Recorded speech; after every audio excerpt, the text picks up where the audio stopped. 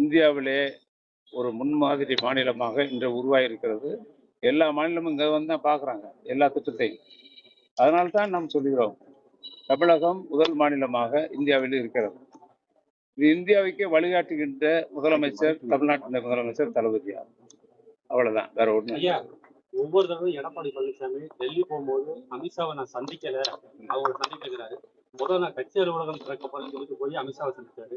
நேற்று பார்க்கும்போது துணை ஜனாதிபதியை சந்திக்கப்படும் போய் அமித்ஷாவை சந்திச்சாரு.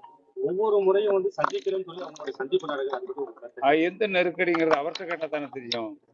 சந்திக்கலன்னு சொல்லிட்டு போயிட்டு சந்திக்கிறதுங்கிறது அது சரியில்லை. ஒரு அரசியல்வாதிக்கு வெளிப்படைத்தன்மை வேணும், டிரான்ஸ்பரன்சி வேணும். ஒரு பார்ட்டி கட்சிக்கு நான் தானே பொதுச் செயலாளர் இருக்கிறார்ல, குறுக்கு வழியில வந்து பொதுச் செயலாளர் ஆயிட்டாரு.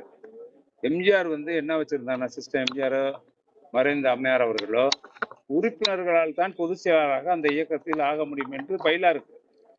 அந்த பைலாவுக்கு முரண்பாக ஒரு சில நபர்கள் பொதுக்குழு உறுப்பினர்களை விலைக்கு வாங்கி பொதுச் செயலாளராக இருக்கிறார். முறைப்படி ஜனநாயக முறைப்படி தேர்ந்தெடுக்கப்படவில்லை.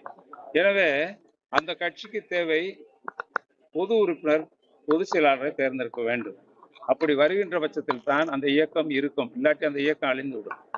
அரசு அதிகாரிகள் வந்து இப்போ வந்து நடக்கக்கூடிய முகாமுக்கு வந்து அதிக வேலைப்பளு தருவதா சொல்லி அவங்க வந்து போராட்டம் பண்ணிட்டு இருக்காங்க. இதை பத்தி யாரு? அரசு அதிகாரிகள் வந்து இப்போ வந்து நடக்கக்கூடிய முகாம் அழைத்துலமே வந்து எங்களுக்கு வேலைப்பளு அதிகமா இருக்கு, ஆட்கள் பற்றாக்குறையா இருக்கு, மக்களுக்காக கண்டிச்சு வந்து இப்போ போராட்டங்கள்லாம் வந்து பண்ணிட்டு இருக்காங்க. ஒன்றும் வேலைப்பளுலாம் ஒன்றும் இல்லை, மக்களுக்கு சேவை செய்யத்தான் நம்ம வந்து அரசு ஊழியராக வந்திருக்கோம், பொதுநலவாதிகள் வந்திருக்கோம்.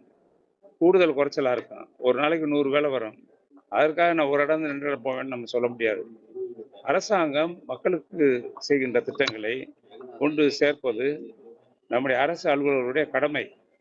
அவங்களுக்கு வேற பணி கொடுக்கலையே, அலுவலகத்தில் நாங்கள் ஒன்றும் பணி கொடுக்கலையே, இந்த பணிக்கு போங்கன்னு சொல்றோம். அன்னைக்கு ஒதுக்கீடு டைம் கொடுத்தானே கொடுத்துருக்கோம். அவங்க அலுவலகத்தில் பணி செய்வதில்லையே. உங்களோட ஸ்டாலின் திட்டத்திற்கு போகின்ற பொழுது நீங்க வந்து இதெல்லாம் அதிக பளுவை நாங்கள் வழங்குவதில்லை.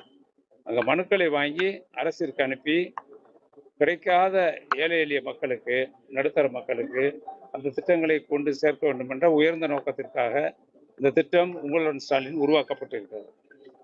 அதுல எந்த விதமான முரண்பாட்டிற்கும் இடம் இல்லை. இந்த பழைய ஓய்வூதிய திட்டத்தை வந்து மறைக்கிறதுக்காக அரசு ஊழியர்களுக்கு வந்து இந்த மாதிரி கொடுக்குறாங்கன்னு சொல்லி நாங்க எதுவும் மறைக்க தேவையில்லை. நாங்க தான் ஓப்பனா சொல்லிட்டோமே, நீங்க ஓய்வூதிய திட்டத்தை பற்றி தொடர்ந்து வலியுறுத்தி வருகிறீர்கள். அதற்காக முதலமைச்சர் அவர்கள் இன்னும் இந்த மாசம் செப்டம்பர் கடைசி அடுத்த மாசம் நிச்சயமாக அதற்கு ஒரு முடிவு எடுப்பார்.